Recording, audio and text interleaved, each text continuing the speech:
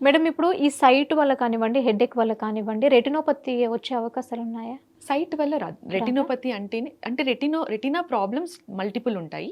ఇప్పుడు మనం డిస్కస్ చేసుకున్న ప్రాబ్లమ్ డయాబెటిక్ రెటినోపతి. అవును. డయాబెటిక్ అనేది నేమ్‌లోనే ఉంది. ఇట్ ఈస్ బికాస్ ఆఫ్ అవును. డయాబెటీస్ వల్ల. సైట్ వల్ల వచ్చేది నేను చెప్పినట్టు హై మైనస్ పవర్ ఉన్న వాళ్ళకి రెటీనా అనేది కొంచెం వీక్‌గా ఉంటుంది. అండ్ చిన్న చిన్న హోల్స్ కానీ, చిన్న వీక్ ఏరియాస్ కానీ రెటీనాలో డెవలప్ అవుతాయి. సో అవి సైట్ వల్ల వచ్చే ఛాన్స్ ఉంది. అంటే హై పవర్ ఉన్న వాళ్ళకి. దీని ట్రీట్మెంట్ అంటే సివియర్‌గా ఉంటుందా? జస్ట్ టాబ్లెట్స్‌తో తగ్గించొచ్చా? ఇప్పుడు నేను చెప్పినట్టు హోల్స్ కానీ వీక్ ఏరియాస్ ఉంటే ఓకే. టాబ్లెట్స్‌తో మనం తగ్గించలేం. దానికి కూడా లేజర్స్ ఉంటాయి. లేజర్ కిరణాలతో మనం ఆ హోల్స్, ఆ వీక్ ఏరియాస్‌ని సీల్ చేసేస్తాం దాని చుట్టూ. అండ్ మన గ్లాసెస్ ఎలాగో మైనస్ పవర్ ఉన్న వాళ్ళు ఎలాగో గ్లాసెస్ అవి పెట్టుకోవాల్సి వస్తుంది. వాటికి ట్రీట్మెంట్. సెపరేట్‌గా దీనికి మెడిసిన్స్ అవసరం లేదు. ఓకే. లేజర్‌తో మనం ఆ తగ్గించొచ్చు. హోల్స్ అవన్నీ లేజర్స్‌తో సీల్ చేసేస్తాం. ఓకే. అంటే ఇప్పుడు కొంతమంది గ్లాసెస్ పెట్టుకోవడానికి ఇష్టపడరు. సో, అవును. అలాంటి వారు ఎలా మరి?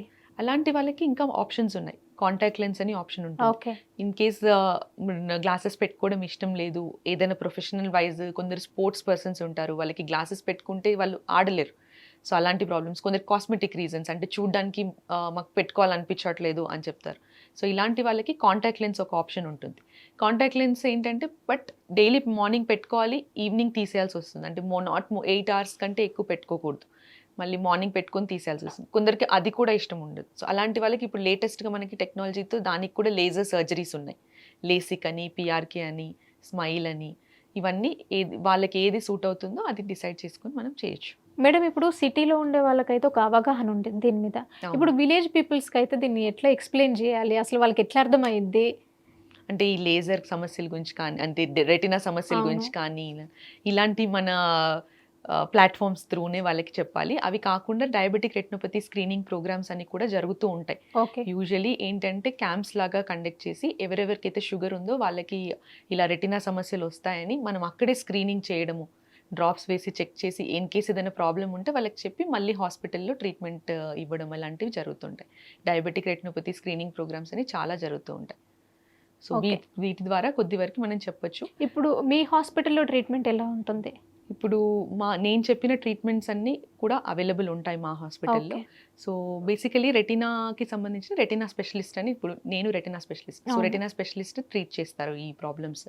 సో ఫస్ట్ పేషెంట్ వస్తే మేము ఖచ్చితంగా డ్రాప్స్ వేసి చెక్ చేసి, చూపు అంతా చెక్ చేసిన తర్వాత షుగర్ కానీ, బీపీ కానీ, ఇంకా వేరే ఏదైనా సిస్టమిక్ ప్రాబ్లమ్స్ ఉన్నాయంటే అందరికీ ఖచ్చితంగా డ్రాప్స్ వేసి కంప్లీట్ రెటినా ఎవాల్యుయేషన్ చేస్తాం.